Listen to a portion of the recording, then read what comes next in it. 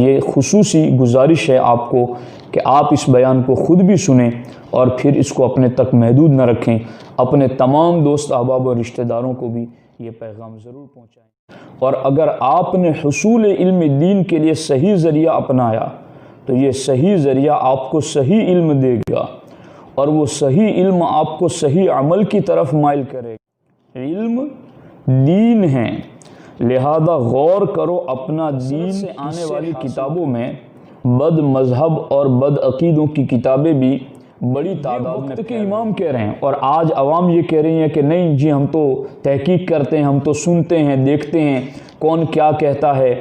ہم تو سننا پڑے گا ہمیں سیدنا سعید بن جبیر ہیں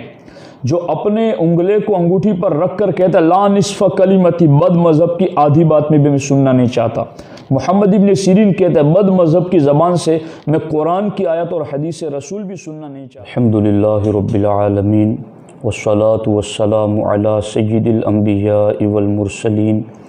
وعلی آلہ واصحابہ اجمعین، اما بعد فاعوذ باللہ من الشیطان الرجیم، بسم اللہ الرحمن الرحیم۔ یا ایہا الذین آمنوا ان جاءکم فاسق بنبأ فتبینوا ان تصیبوا قوما بجہالۃ فتصبحوا علی ما فعلتم نادمین۔ صدق اللہ العلی العظیم وصدق رسولہ النبی الکریم۔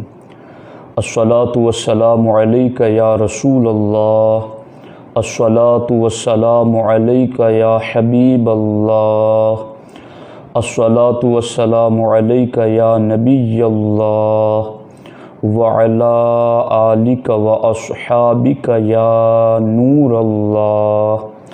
صلی اللہ تعالی علیہ وسلم۔ ایس ڈی آئی مرکز نوری تربیتی سینٹر جمبو سر کے زیر اہتمام آج کی یہ محفل منعقد ہیں، اور خصوصیت کے ساتھ آج کے اس پروگرام کے ذریعہ ہم ایک اہم پیغام دین کا آپ تک پہنچانا چاہتے ہیں۔ آج کی ہماری گفتگو کا موضوع ہے بے دین سے علم دین حاصل کرنا کیسا۔ میرے امام اہل سنت امام احمد رضا خان محدث بریلوی علیہ الرحمہ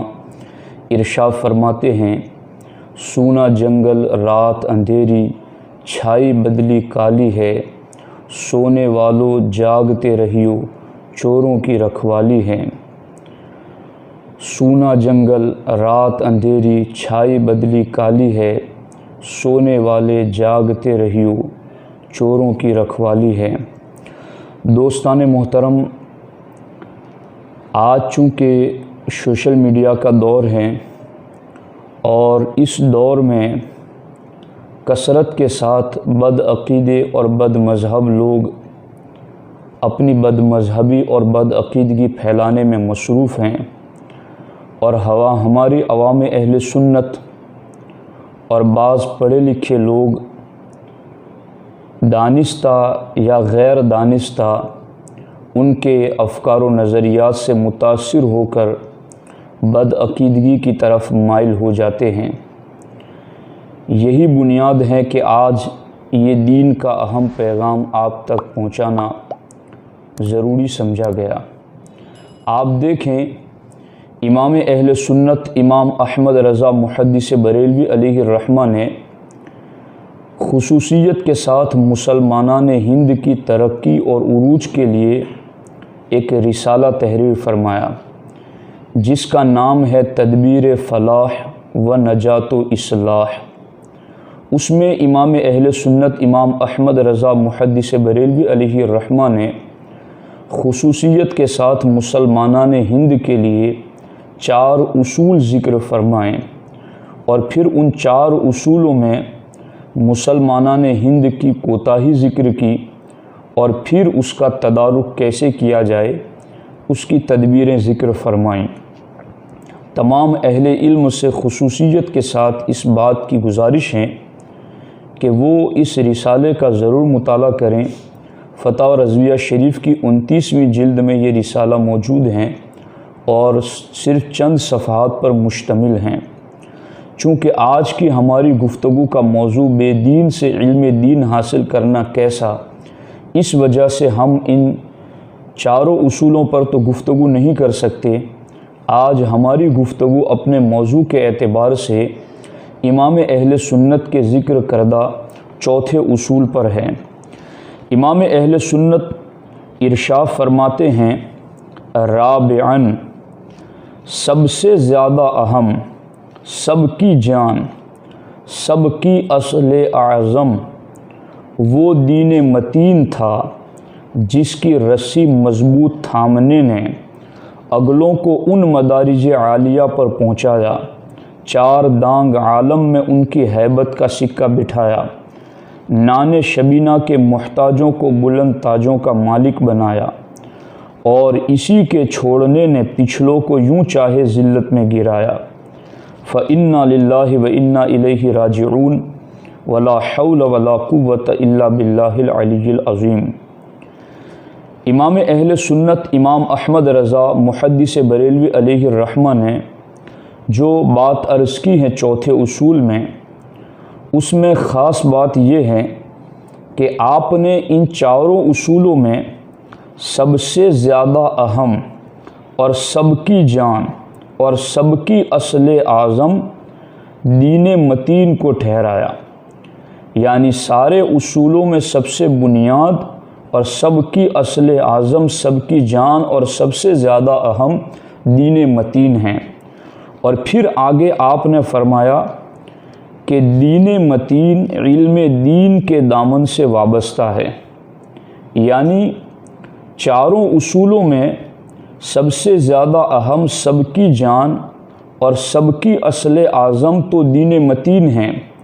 اور پھر دین متین علم دین کے دامن سے وابستہ ہے۔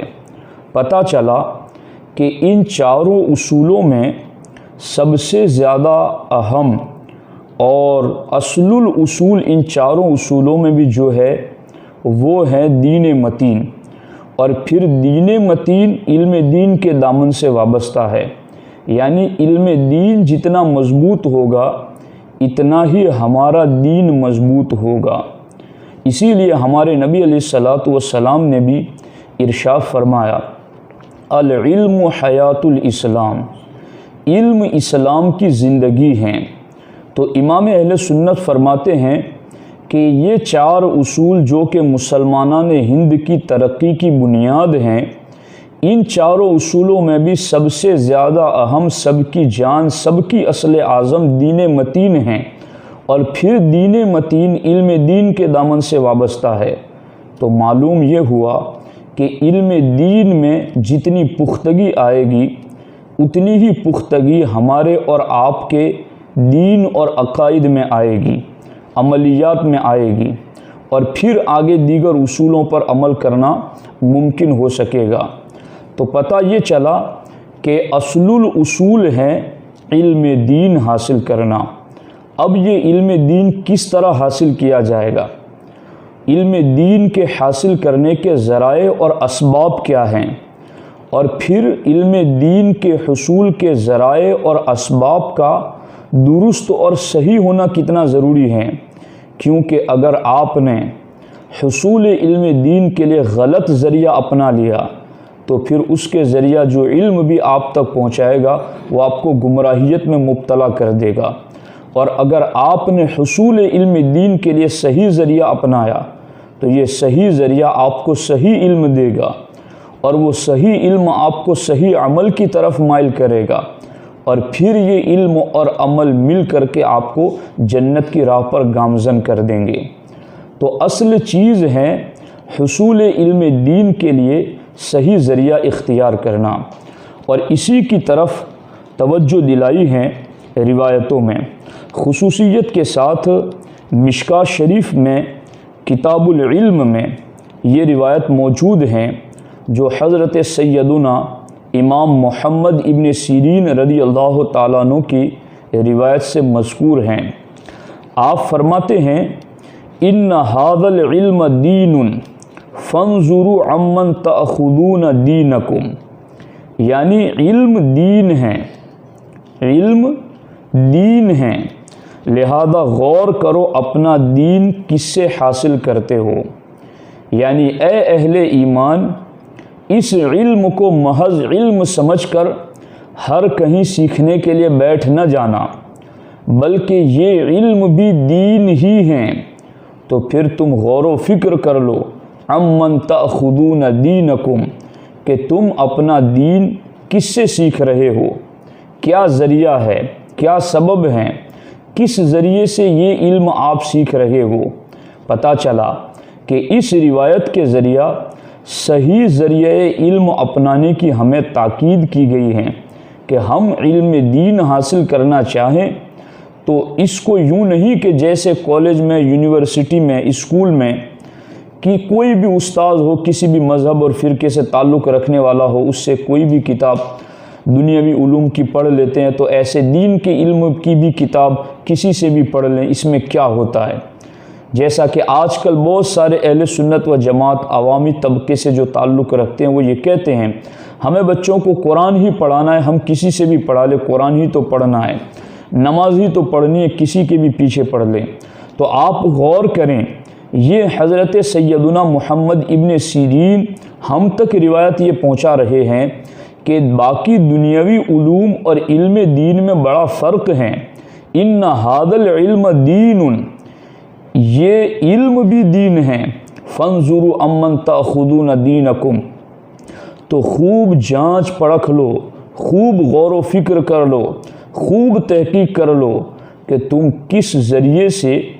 اپنا دین سیکھ رہے ہو۔ اس حدیث کی تشریح میں حضرت علامہ علی قاری رحمۃ اللہ تعالی علیہ ارشاد فرماتے ہیں، المراد الاخذ من العدول والثقات، یعنی عادل اور ثقہ ذریعے سے علم دین حاصل کرو۔ عادل اور ثقہ کسے کہتے ہیں، اس کی تشریح میں خود علامہ علی قاری رحمۃ اللہ تعالی علیہ فرماتے ہیں، صاحب التقوی والدیانتی، یعنی عادل اور ثقہ کون ہیں، تو پرہیزگار اور دیانت دار، یہ عادل اور ثقہ ہیں۔ یعنی جو مومن اور مومنہ پرہیزگار اور دیانت دار ہیں، وہ ہیں ثقہ اور عادل، اور وہ اس لائق ہیں کہ ان سے علم دین سیکھا جائے، چونکہ علم دین بھی دین ہی ہیں۔ اور اسی حدیث کی شرح میں حضرت مفتی احمد یار خان نعیمی رحمۃ اللہ تعالی علیہ ارشاد فرماتے ہیں مرآۃ المناجح میں، بے دین عالم سے حاصل کیا ہوا علم بے دینی ہی دے گا۔ آج لوگ بے دینوں سے تفسیر و حدیث پڑھ کر بے دین ہو رہے ہیں، فرمان کے ساتھ فیضان ضروری ہیں۔ آپ دیکھیں، پتہ چلا ان باتوں سے کہ حصول علم یہ دین متین کی بھی بنیاد ہیں، اور پھر حصول علم کے لیے صحیح ذریعہ علم بہت زیادہ ضروری ہیں۔ اب یہ ذرائع علم کتنے ہیں، تو ذرائع علم بہت زیادہ ہیں۔ اس بارے میں امام اہل سنت امام احمد رضا محدث بریلوی علیہ الرحمہ فتویٰ رضویہ شریف میں آپ نے مختلف مقامات پر جو لکھا ہے، اس کا مفہوم یہ ہے کہ علم دین حاصل کرنے کا جو اولین اسٹیپ ہیں وہ ہے حواس خمسہ، یعنی آنکھ سے دیکھ کر، کان سے سن کر، زبان سے چکھ کر کے، ناک سے سونگھ کر اور جسمانی اعضاء سے چھو کر علم حاصل کیا جاتا ہے۔ تو یہ حواس خمسہ یہ بھی حصول علم کے ذرائع ہیں، اور پھر اس کے آگے ایک درجہ اوپر کی جانب عقل ہیں۔ عقل بھی حصول علم کا ذریعہ ہے۔ اس کے اوپر ایک درجہ اور ہے جسے کشف کہتے ہیں۔ کشف یہ بھی حصول علم کا ایک ذریعہ ہے۔ اس کے اوپر ایک درجہ اور ہے جسے الہام کہتے ہیں، یہ بھی حصول علم کا ایک ذریعہ ہے۔ اور اس کے اوپر ایک درجہ اور ہے جسے وحی الہی کہتے ہیں، یہ بھی حصول علم کا ایک ذریعہ ہے۔ تو یہ تمام ذرائع حصول علم دین کے حوالے سے ہمارے سامنے موجود ہیں، لیکن آج ہم حالات زمانہ کے اعتبار سے گمراہیت جن ذرائع علم کے ذریعہ پھیل رہی ہیں ہم ان پر گفتگو کرنا چاہتے ہیں، اور وہ ہمارے علم کے مطابق دو ذرائع ہیں۔ پہلا ذریعہ کتابیں اور دوسرا ذریعہ ہے افواہ رجال، یعنی وعظ و نصیحت، دعوت و تبلیغ اور رشد و ہدایت کے کلمات جو کسی اہل علم کی زبان سے جاری ہوتے ہیں۔ ان دو اسباب کے سلسلے میں ہم سر دست گفتگو کریں گے۔ امام اہل سنت امام احمد رضا محدث بریلوی علیہ الرحمہ سے کسی نے عرض کیا کہ کتب بینی ہی سے علم حاصل ہوتا ہے، یعنی صرف کتابوں کو دیکھنے ہی سے علم حاصل ہوتا ہے؟ تو اس پر امام اہل سنت نے جواب میں ارشاد فرمایا، یہی کافی نہیں بلکہ علم افواہ رجال سے بھی حاصل ہوتا ہے، یعنی علم لوگوں کی زبان سے نکلنے والے جملے اور کلمات کے ذریعہ بھی حاصل ہوتا ہے۔ تو سر دست ہم ان دو ذرائع پر گفتگو کرنا چاہتے ہیں کہ کتاب اور افواہ رجال۔ ان میں پہلی بات ہے کتاب۔ تو اس سلسلے میں عرض یہ ہے کہ کسی زمانے میں کتابوں کی دستیابی یہ بہت کٹھن مرحلہ ہوا کرتا تھا۔ مہنگی قیمت لگا کر کتابیں خریدی جاتی اور اس کے بعد اس کا مطالعہ کیا جاتا، یا پھر لائبریریوں کے چکر لگانے پڑتے اور بمشکل کتابیں ہاتھ آتی۔ لیکن آج کے اس سوشل میڈیا کے دور میں درجنوں لائبریریاں نیٹ پر بنی ہوئی ہیں، جن میں سے ہر ایک میں ہزاروں کتابیں موجود ہیں۔ نہایت ہی آسانی کے ساتھ معمولی کوشش سے ہزاروں کتابیں ہم تک پہنچ جاتی ہیں۔ لیکن آپ جانتے ہیں جہاں کثرت آتی ہے اس کثرت میں کچھ نہ کچھ قلیل ایسا بھی آ جاتا ہے جو خیر پر مشتمل نہیں ہوتا ہے۔ اسی طرح سے ان کثرت سے آنے والی کتابوں میں بد مذہب اور بد عقیدوں کی کتابیں بھی بڑی تعداد میں پھیل رہی ہیں، جن کے پڑھنے سے لوگ گمراہ ہوتے ہیں اور لوگوں کو گمراہ بھی کر رہے ہیں۔ تو کیا ان کتابوں کا پڑھنا ہمارے لیے مناسب اور جائز ہے؟ اس سلسلے میں ہمیں کیا کرنا چاہیے؟ اس سلسلے میں حضرت سیدنا عمر ابن خطاب رضی اللہ تعالیٰ عنہ کے حوالے سے یہ روایت کتابوں میں موجود ہیں۔ اللہ کے رسول صلی اللہ تعالیٰ علیہ وسلم کی بارگاہ میں حضرت سیدنا عمر ابن خطاب رضی اللہ تعالیٰ عنہ تورات کا نسخہ لے کر حاضر آئے، بنسخۃ من التورات، تورات کا نسخہ لے کر حاضر آئے۔ فقال، اور حضرت عمر نے کہا، ہذہ نسخۃ من التورات، فسکت، حضور یہ تورات کا ایک نسخہ ہے، اور سرکار اس پر خاموش رہے۔ فجعل یقرأ ووجہ رسول اللہ صلی اللہ تعالی علیہ وسلم یتغیر، تو حضرت عمر فاروق اعظم رضی اللہ تعالیٰ عنہ حضور کے قرب میں بیٹھ کر تورات پڑھنے لگے، اور اس عالم میں سرکار دو عالم صلی اللہ تعالیٰ علیہ وسلم کا چہرہ مبارک ناراضگی کی وجہ سے متغیر، یعنی چہرے کا رنگ بدلنے لگا۔ حضرت سیدنا صدیق اکبر رضی اللہ تعالیٰ عنہ نے دیکھا تو حضرت عمر سے کہا، ما ترى بوجہ رسول اللہ صلی اللہ تعالیٰ علیہ وسلم، عمر تم تورات تو پڑھ رہے ہو مگر اللہ کے رسول علیہ السلام کا چہرہ نہیں دیکھ رہے ہو۔ با الفاظ دیگر ہمیں یہ بھی نصیحت ملی، کتاب پڑھیں مگر چہرہ مصطفیٰ دیکھ کر پڑھیں، یعنی حضور علیہ السلام کی تعظیم اور ادب کو ملحوظ رکھتے ہوئے پڑھیں۔ فنظر عمر الی وجہ رسول اللہ صلی اللہ تعالیٰ علیہ وسلم، تو حضرت عمر نے سرکار دو عالم صلی اللہ تعالیٰ علیہ وسلم کے رخ زیبا کی طرف دیکھا اور کہا، اعوذ باللہ من غضب اللہ و غضب رسولہ، اللہ کے غضب اور اللہ کے رسول کے غضب سے میں اللہ کی پناہ چاہتا ہوں۔ رضینا باللہ ربا وبالاسلام دینا وبمحمد نبیا، میں اللہ کے رب ہونے پر،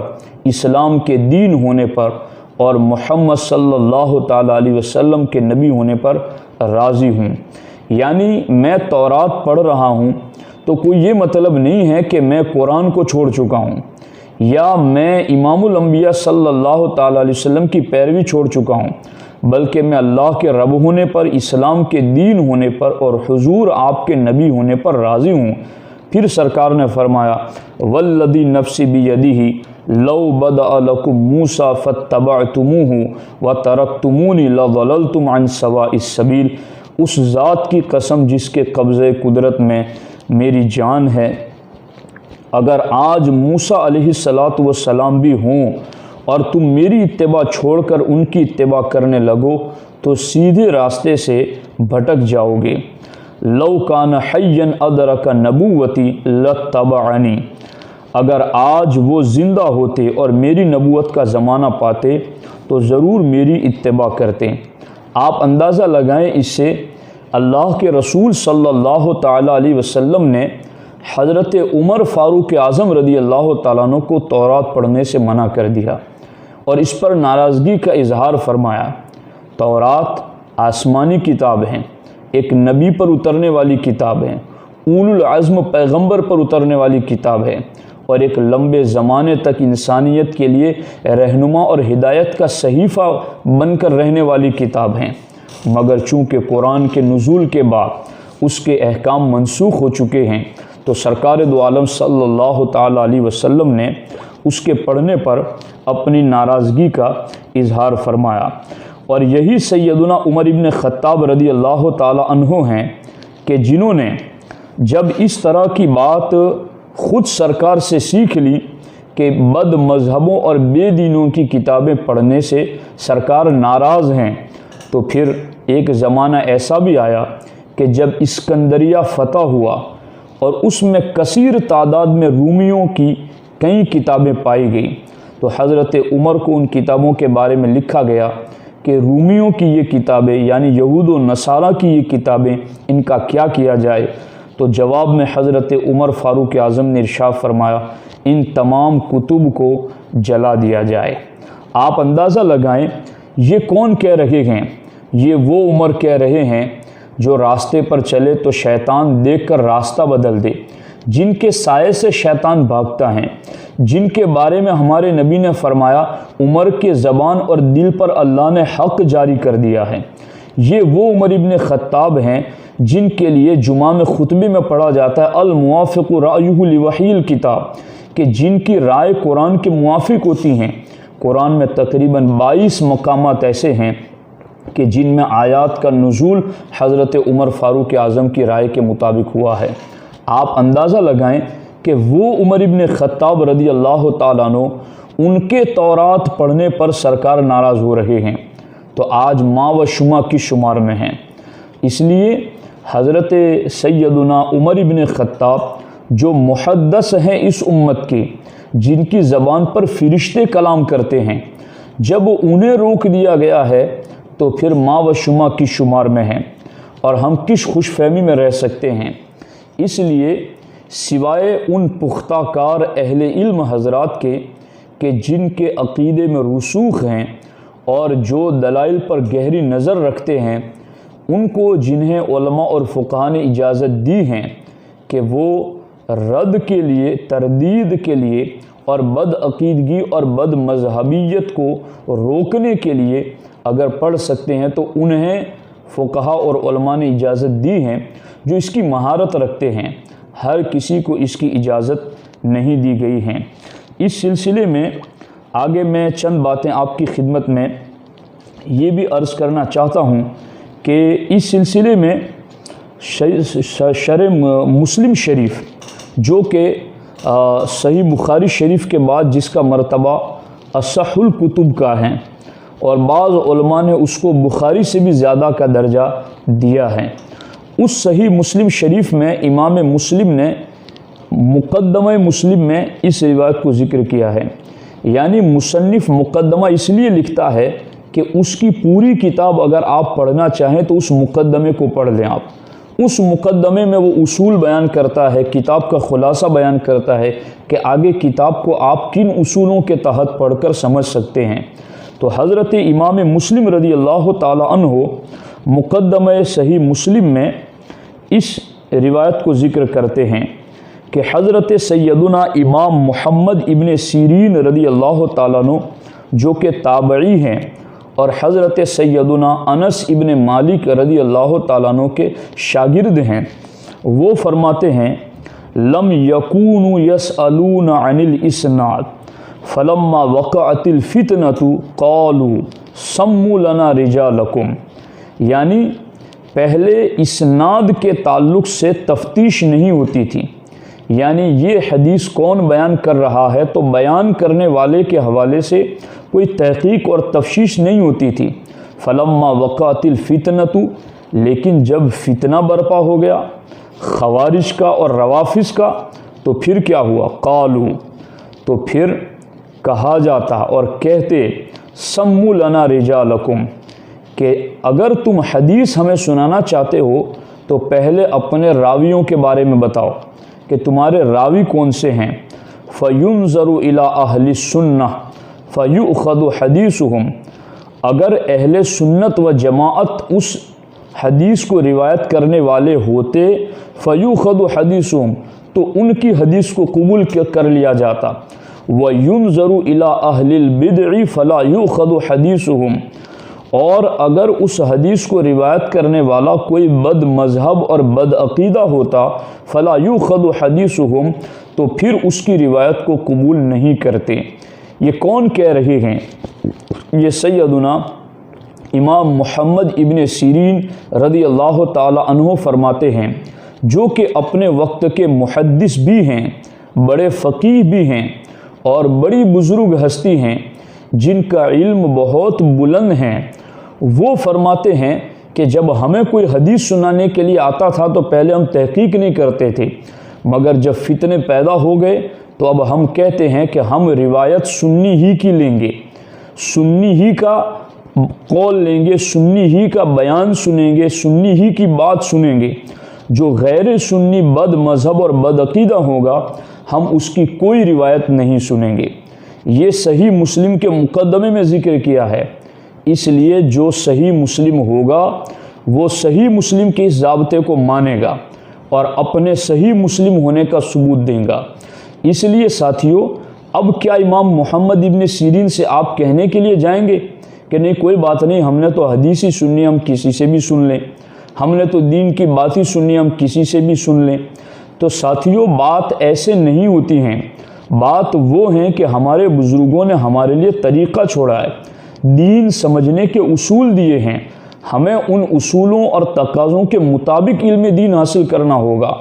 تو اب یہ سمجھ میں آیا کہ صحیح مسلم کے مقدمے میں امام مسلم نے ہمیں یہ بتا دیا ہے کہ تمہارے پاس اگر کوئی حدیث نام کی بات لے کر آئے، کوئی روایت لے کر کے آئے، کوئی قول لے کر کے آئے تو پھر کیا کرنا ہے تمہیں؟ فَيُنظَرُ إِلَىٰ أَهْلِ السُّنَّةِ، تمہیں یہ دیکھنا ہے کہ یہ حدیث اور روایت بیان کرنے والا اہل سنت سنی ہے یا نہیں ہے۔ اگر سنی ہے فَيُؤْخَذُ حَدِيثُهُمْ، تو اس سے آپ روایت کو سنیے اور اپنا علم دین حاصل کیجیے۔ وَيُنظَرُ إِلَىٰ أَهْلِ الْبِدْعِ، اور اگر وہ روایت کرنے والا کوئی بد مذہب اور بد عقیدہ ہیں تو پھر اس کی بات سننے سے ہمیں روک دیا گیا ہے۔ اس سلسلے میں آپ اس چیز کو بھی دیکھ سکتے ہیں کہ امام اہل سنت امام احمد رضا محدث بریلوی علیہ الرحمہ جب آپ سے لڑکیوں کے بارے میں علم کیسے حاصل کیا جائے اس بارے میں سوال ہوا تو اعلیٰ حضرت امام اہل سنت نے ایک مقام پر ارشاد فرمایا کہ بچیاں کس طرح سے علم حاصل کریں اور ان کے لیے کیا ضروری ہیں۔ اعلیٰ حضرت نے لڑکیوں کے علم حاصل کرنے کے لیے 5 چیزیں ذکر کی ہیں۔ ان میں سب سے پہلی چیز آپ نے یہ کہی ہے کہ عقائد اہل سنت و مسائل اہل سنت کی کتابیں پڑھائی جائے۔ عقائد و مسائل ضروریہ کی تعلیم فرض ہیں، یعنی تعلیم دو تو عقائد اہل سنت کی کتابیں پڑھاؤ، مسائل اہل سنت کی کتابیں پڑھاؤ، چونکہ یہ علم دلانا بچیوں کو یہ ضروریات دین میں سے ہیں، ضروریات دین کا علم فرض عین میں سے ہیں۔ اس لیے سب سے پہلا اصول جو تھا، یعنی جس سے بد مذہبی آج کے دور میں کثرت سے پھیل رہی ہیں وہ ہیں بد مذہبوں کی کتابوں کا پڑھنا۔ تو آپ نے حضرت عمر کا طریقہ دیکھا کہ حضور علیہ السلام نے ان کے ساتھ کس طرح ان کی رہنمائی فرمائی، اور پھر حضرت عمر نے اسکندریہ میں ملنے والی کتابوں کا کیا حال کیا، اور پھر حضرت سیدنا محمد ابن سیرین نے مقدمہ صحیح مسلم میں کیا ذکر فرمایا۔ اس سے پتہ چلا کہ ہمیں علم دین جن کتابوں سے پڑھنا ہے وہ اہل سنت کی کتابوں سے پڑھنا ہے۔ دوسرا جو ذریعہ علم دین کے حصول کا ہے وہ ہے افواہ رجال، یعنی واعظ و نصیحت، رشد و ہدایت کے کلمات جو اہل علم کی زبانوں سے جاری ہوتے ہیں، اور آج عوام اہل سنت کا ایک بڑا طبقہ بد عقیدوں کی تقریریں سنتا ہے، اور پھر سن کر کے ان کی میٹھی میٹھی زبان سے وہ متاثر ہو کر بد عقیدگی کی طرف مائل ہو جاتے ہیں۔ یاد رکھیں، ذوالخویسرا کی نسل میں جو پیدا ہونے والے تھے ان کے لیے میرے آقا علیہ السلام نے فرمایا ذوالخویسرا یہ حضور علیہ السلام کی توہین حضور کے سامنے کھڑا رہ کے کرتا ہے، اور حضور کو کہتا ہے اعدل یا محمد صلی اللہ علیہ وسلم، اے اللہ کے نبی انصاف کیجئے۔ سرکار نے فرمایا ان ھذا یخرج من ضئضئ ھذا قوم یتلون کتاب اللہ رطبا لا یجاوز حناجرہم یمرقون من الدین کما یمرق السہم من الرمیہ۔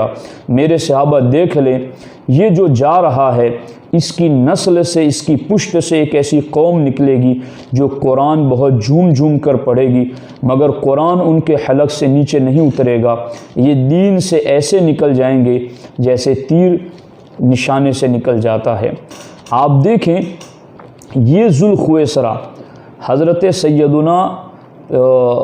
مہاجر مکی رحمۃ اللہ تعالیٰ علیہ، دیوبندیوں کے کئی بڑے علماء اپنے آپ کو ان کا مرید کہتے ہیں،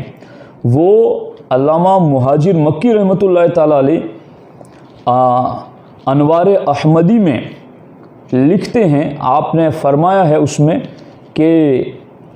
ابن عبد الوہاب نجدی جو نجد سے ظاہر ہوا، ابن عبد الوہاب نجدی یہ ذوالخویسرا کی نسل میں ہیں،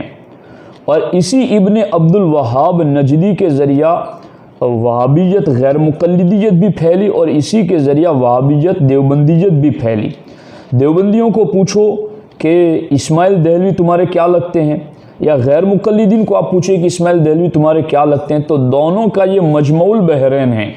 دونوں جا کر کے اسماعیل دہلوی پر مل جاتے ہیں۔ اور یہی اسماعیل دہلوی ہے جس نے ابن عبد الوہاب نجدی کی کتاب کا ترجمہ ہندوستان میں اردو میں تقویت الایمان کے نام سے کیا، جس میں حضور علیہ الصلوۃ والسلام کی توہین پر مشتمل باتیں لکھی گئی ہیں۔ خیر، میں یہ بات عرض کرنا چاہتا ہوں، آج وہی بد عقیدے چاہے دیوبندی ہوں یا بد عقیدے غیر مقلد ہوں، کثرت کے ساتھ لوگ ان کے بیانات سنتے ہیں، جبکہ ہمارے نبی علیہ السلام نے ذوالخویسرا کی نسل کے بارے میں کہا یہ قرآن پڑھے گے مگر حلق سے نیچے نہیں اترے گا۔ اور علامہ انوار اللہ فاروقی نے جو کتاب لکھی اس کی تصدیق کی ہے حضرت مہاجر مکی رحمۃ اللہ علیہ نے، اور مہاجر مکی رحمۃ اللہ تعالیٰ علیہ نے جس کتاب کی تصدیق کی ہے اس کتاب میں یہ لکھا گیا ہے، اور مہاجر مکی رحمۃ اللہ تعالیٰ علیہ نے کہا کہ میں نے انوار احمدی پوری کتاب کو پڑھا ہے، اور پوری کتاب کو پڑھ کر اس کی تصدیق کیے، اور اس کتاب میں لکھا گیا ہے کہ ابن عبد الوہاب نجدی یہ ذوالخویسرا کی نسل میں سے تھا، یہ نجدیوں کی نسل میں سے تھا، اور اسی کا ترجمہ اور اسی کی حمایت اسماعیل دہلوی نے کی، اور اسی اسماعیل دہلوی کی حمایت غیر مقلدین بھی کرتے ہیں اور دیوبندی بھی کرتے ہیں۔ تو کیا پتہ چلا، اور انہی کے بارے میں، اسی ذوالخویسرا کے بارے میں اور اس کی نسل کے بارے میں سرکار نے فرمایا کہ ان کی زبانیں بہت میٹھی ہوں گی، وَقُلُوبُهُمْ قُلُوبُ الذِّئَابِ، اور ان کے دل بھیڑیوں کے جیسے ہوں گے۔ تو خیر، اس پر ایک تفصیلی گفتگو ہم کبھی کریں گے۔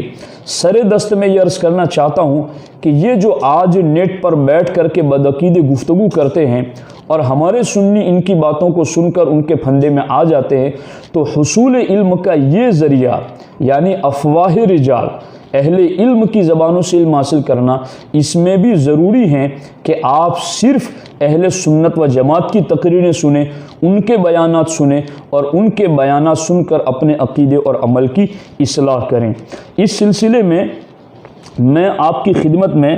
دو باتیں عرض کرنا چاہتا ہوں اور وہ یہ ہیں۔ پہلی بات تو یہ ہے کہ حضرت سیدنا سعید بن جبیر رضی اللہ تعالیٰ عنہ جو کہ شاگرد ہیں حبر الامہ ترجمان القرآن حضرت سیدنا عبداللہ ابن عباس رضی اللہ تعالیٰ عنہما کے، تو حضرت سیدنا سعید بن جبیر رضی اللہ تعالیٰ عنہ کو راستے میں ایک بد مذہب ملا اور اس نے کہا کہ کچھ عرض کرنا چاہتا ہوں حضور۔ تو حضرت سیدنا سعید بن جبیر نے کہا میں سننا نہیں چاہتا۔ یعنی یہ ہے سیدنا سعید بن جبیر جو کتنی بڑی شان کے امام گزرے ہیں۔ غور کریں کہ عبداللہ ابن عباس کے شاگرد ہیں۔ جب اس بد مذہب نے کہا کہ میں کچھ کہنا چاہتا ہوں آپ سے، تو آپ نے کہا کہ میں سننا نہیں چاہتا۔ تو اس بد مذہب نے کہا حضور میں ایک کلمہ ہی کہہ دیتا ہوں، ایک کلمہ سن لیں۔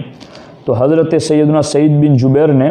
اپنا انگوٹھا اپنی انگلی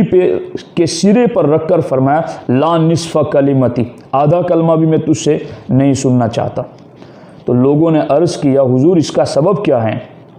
فرمایا یہ گمراہ اور بد مذہب لوگوں میں سے، اس کی بات میں کیسے سنوں؟ ساتھیو، کہاں وہ امام کتنی احتیاط کر رہے ہیں بد مذہبوں کی بات سننے اور نہ سننے کے حوالے سے، اور آج عوام کا کیا حال ہے؟ اسی طرح سے حضرت سیدنا امام محمد ابن سیرین رضی اللہ تعالیٰ عنہ جو کہ شاگرد حضرت انس ابن مالک رضی اللہ تعالیٰ عنہ کے، تو حضرت امام محمد بن سیرین کے پاس بھی دو بد مذہب آ گئے اور انہوں نے کہا کہ کچھ کلام اللہ کی آیتیں آپ کو سنائیں۔ تو حضرت امام محمد ابن سیرین نے فرمایا میں سننا نہیں چاہتا۔ تو انہوں نے کہا کچھ احادیث نبی سنائیں۔ تو امام محمد ابن سیرین نے فرمایا میں سننا نہیں چاہتا۔ انہوں نے اصرار کیا نہیں کہ نہیں ہم تو آپ کو کتاب اللہ کی آیتیں سنائیں گے، نہیں ہم تو آپ کو احادیث نبی سنائیں گے۔ تو امام محمد ابن سیرین نے فرمایا تم دونوں اٹھ جاؤ یا میں اٹھ جاتا ہوں، یعنی تم دونوں یہاں سے چلے جاؤ یا میں خود یہاں سے چلا جاتا ہوں۔ آخر وہ خائب و خاسر ہو کر کے ذلیل ہو کر کے وہاں سے چلے گئے۔ تو لوگوں نے امام محمد ابن سیرین سے کہا اے امام آپ کو کیا حرج تھا اگر وہ کچھ آیتیں اور حدیثیں سناتے؟ یعنی ان کی زبان سے اگر آیت اور حدیثیں سن لیتے تو آپ کو کیا نقصان ہو جاتا؟ آپ تو اتنے بڑے عالم ہیں، آپ کو قرآن پتہ ہے، آپ کو حدیث پتہ ہے، تو آپ نے کیوں نہیں سنا ان کی زبان سے؟ تو سنیے امام محمد ابن سیرین کیا کہتے ہیں۔ فرماتے ہیں میں نے خوف کیا کہ وہ آیات اور احادیث کے ساتھ اپنی کچھ تعویل لگائیں گے اور وہ میرے دل میں رہ جائے گی تو میں ہلاک ہو جاؤں گا۔ یعنی یہ وقت کے امام کہہ رہے ہیں، اور آج عوام یہ کہہ رہی ہیں کہ نہیں جی ہم تو تحقیق کرتے ہیں، ہم تو سنتے ہیں، دیکھتے ہیں کون کیا کہتا ہے، ہم تو سننا پڑے گا، ہمیں سب کو دیکھنا پڑے گا۔ تو میں یہ کہتا ہوں یہ سیدنا سعید بن جبیر ہیں جو اپنے انگلے کو انگوٹھی پر رکھ کر کہتا ہے لا نصف کلمتی، بد مذہب کی آدھی بات میں بھی میں سننا نہیں چاہتا۔ محمد ابن سیرین کہتا ہے بد مذہب کی زبان سے میں قرآن کی آیت اور حدیث رسول بھی سننا نہیں چاہتا۔ تو پھر اے عوام اہل سنت، آپ تو ان عظیم ہستیوں کے پیروکار ہیں، اور علماء اہل سنت کے پاس کیا نہیں ہے جو آپ ان بد مذہبوں کے پاس تلاش کر رہے ہیں۔ علماء اہل سنت کے بیانات سنیے۔ اس بات کو لکھ کر کے میرے امام اہل سنت ارشاد فرماتے ہیں ائمہ کو تو یہ خوف اور اب عوام کو یہ جرأت ہے ولا حول ولا قوت الا باللہ۔ دیکھو امان کی راہ وہی ہیں جو تمہیں تمہارے پیارے نبی نے بتائی، کیا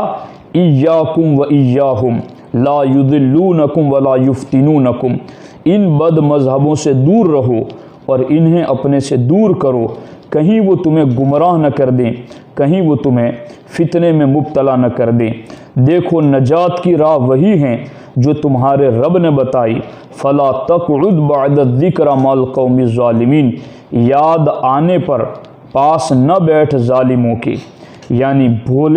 بھولے سے ان میں سے کسی کے پاس بیٹھ گئے ہو تو یاد آنے پر فوراً کھڑے ہو جاؤ۔ ساتھیو یہ ہمارا فرض ہے کہ ہم آپ کو یاد دلائیں، چونکہ لوگ بھول چکے ہیں کہ ہمارا ذریعہ علم کیا ہے۔ میں شروع میں آپ کو بتا چکا ہوں اعلیٰ حضرت نے تدبیر فلاح و نجات و اسلام میں 4 اصول ذکر کیے، اور 4 اصولوں میں چوتھا اصول ذکر کیا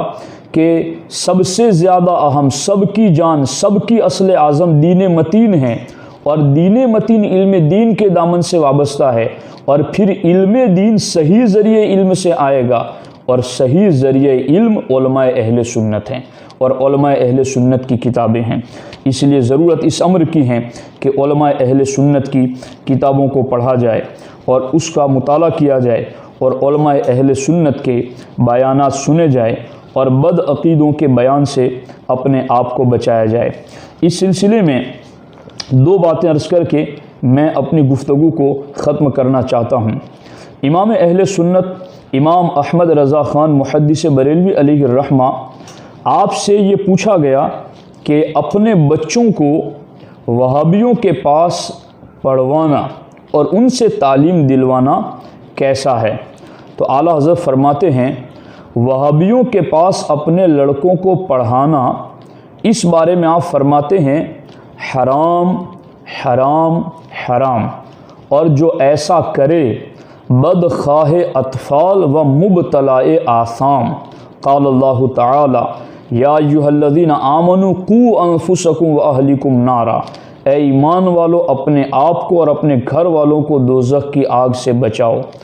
صحبت کے اثرات مرتب ہوتے ہیں، والدین کو چاہیے کہ بچوں کو ایسی صحبت سے بچائیں جو اخلاق و کردار اور عقیدہ و عمل کی تباہی کا سبب ہو۔ ایسی صحبت تو بڑی خطرناک ہے جس سے ایمان کو خطرہ لاحق ہو۔ تو اعلیٰ حضرت فرماتے ہیں بد مذہبوں سے، وہابیوں سے اپنے لڑکوں کو پڑھانا حرام حرام و حرام ہے، اور جو ایسا کرے بدخواہ اطفال یعنی اپنی اولاد کا برا چاہنے والا ہے، وہ مبتلا آثام، اور خود بھی گناہوں میں مبتلا ہے۔ اس لیے صحیح ذریعے علم حاصل کی، صحیح ذریعے علم سے علم دین حاصل کیا جائے۔ ایک مقام پر اعلیٰ حضرت نے بچوں کی تعلیم اور تربیت کے حوالے سے جو اصول لکھے ہیں، وہاں بھی آپ نے فرمایا کہ استاذ نیک صالح متقی صحیح العقیدہ سن رسیدہ کے سپرد کریں اپنی اولاد کو۔ تو یہاں بھی آپ نے صحیح العقیدہ کی قید لگائی ہے۔ آخر میں ایک بہت بنیادی بات ہے جو میں آپ کی خدمت میں عرض کرتا ہوں۔ امام اہل سنت امام احمد رضا محدث بریلوی علیہ الرحمہ نے معلم اور متعلم یعنی پڑھنے والا اور پڑھانے والا، ان کے لیے اعلیٰ حضرت نے 7 اصول فتاوی رضویہ شریف میں ذکر فرمائے ہیں کہ جب آپ پڑھانے کے لیے بیٹھیں اور آپ پڑھنے کے لیے بیٹھیں تو ان 7 اصولوں پر آپ کی گہری نظر ہونی چاہیے۔ ان 7 اصولوں میں سے تیسرے نمبر کا، دوسرے نمبر کا اور چوتھے نمبر کا اصول جو میرے موضوع کے حوالے سے وہ میں آپ کو بتاتا ہوں۔ اعلیٰ حضرت فرماتے ہیں ثانیاً، دوسرا اصول یہ ہیں کہ استاذ یعنی پڑھانے والا عقائد حقہ اسلامیہ سنیہ سے بر وجہ کمال واقف و ماہر، اور اثبات حق و ازحاق باطل پر بعونہ تعالی قادر ہو، ورنہ قلوب طلبہ کا تحفظ نہ کر سکے گا۔ یعنی پڑھانے والا بھی سنی عقائد سے کمال طور پر واقف ہوں اور بد مذہبوں کا رد کرنے اور حق کو ثابت کرنے کی کامل صلاحیت رکھتا ہو۔ ایسا بندہ ہو تو اسے استاذ بناؤ، ہر کسی کو استاذ نہ بنا لو، چونکہ آج کے دور میں استاذ بنا لیتے ہیں تو استاذ جہاں بد مذہبیت کی طرف مائل ہوتا ہے تو پھر اس کے شاگرد بھی اسی طرف چل پڑتے ہیں۔ تو آپ جس کو استاذ بنائے وہ استاذ کیسا ہونا چاہیے وہ بھی ہمارے امام نے بتایا ہے کہ استاذ عقائد حقہ اسلامیہ سنیہ سے بر وجہ کمال واقف و ماہر، اور اثبات حق و ازحاق باطل پر بعونہ تعالی قادر ہوں، ورنہ قلوب طلبہ کا تحفظ نہ کر سکے گا۔ اور چوتھا اصول اعلیٰ حضرت فرماتے ہیں متعلم کے بارے میں، یعنی پڑھنے والے کے بارے میں، فرماتے ہیں متعلم کو یعنی استاذ کو کہہ رہے ہیں کہ متعلم کو، پڑھنے والے کو قبل تعلیم خوب جانچ لیں کہ پورا سنی صحیح العقیدہ ہے۔ یعنی پہلے تو استاذ کے بارے میں کہا کہ استاذ سنی عقائد پر کامل طریقے پر واقف اور ماہر ہو، اور پھر آگے کہا کہ اے استاذ جب تم پڑھاؤ کسی طالب علم کو تو جانچ کر لو تعلیم دینے سے پہلے کہ طالب علم پورا سنی صحیح العقیدہ ہے۔ تو اب کیا پتہ چلا کہ علم دین حاصل کرنے کے لیے صحیح العقیدہ، عادل اور ثقہ ذریعہ ہونا ضروری ہے۔ اس لیے بد مذہبوں کی کتابوں سے بھی پرہیز کریں اور بد مذہبوں کے بیانات سے بھی پرہیز کریں۔ اگر یوں ہم ان بد مذہبوں کی باتیں سننے سے پرہیز کریں گے جیسا کہ ہمارے اکابر علماء اور محدثین نے کیا، حالانکہ ان کے پاس تو بڑا علم تھا مگر پھر بھی انہوں نے پرہیز کیا، اگر آج یوٹیوب کے ذریعہ، واٹس ایپ کے ذریعہ، اسی طرح سے دیگر ذرائع کے ذریعہ جو کلپیں ہم تک بد مذہبوں کی بھیجی جاتی ہیں، کاش کہ کوئی سنی ایسا بھی تو نکلیں جو سامنے سے لکھ کر بھیجے کہ میں بد مذہب کی تقریر نہیں سنتا، میں وہابی گمراہ دیوبندی کی تقریر نہیں سنتا، میں سنی صحیح العقیدہ عالم دین کی تقریر سنتا ہوں۔ اگر یہ ذہن اور یہ رویہ آپ کے دل و دماغ میں آئے گا تو سعید بن جبیر اور محمد بن سیرین کے طریقے پر آپ چلیں گے۔ اللہ رب العزت کی بارگاہ میں دعا ہے رب ذوالجلال ہم سب کو ان باتوں پر عمل کی توفیق عطا فرمائے۔ اللہ رب العزت نوری تربیتی سینٹر کو سراپا نور بنائے، اور اللہ رب العزت ہمارے اس مشن میں جتنے بھی معاونین ہیں، بالخصوص ہمارے ساتھی جو محنتیں کرتے ہیں، وقت نکالتے ہیں، اللہ سب کو دارین کی سعادتیں عطا فرمائے۔ میرا یہ خصوصی گزارش ہے آپ کو کہ آپ اس بیان کو خود بھی سنیں اور پھر اس کو اپنے تک محدود نہ رکھیں، اپنے تمام دوست احباب اور رشتہ داروں کو بھی یہ پیغام ضرور پہنچائیں۔ السلام علیکم ورحمۃ اللہ وبرکاتہ۔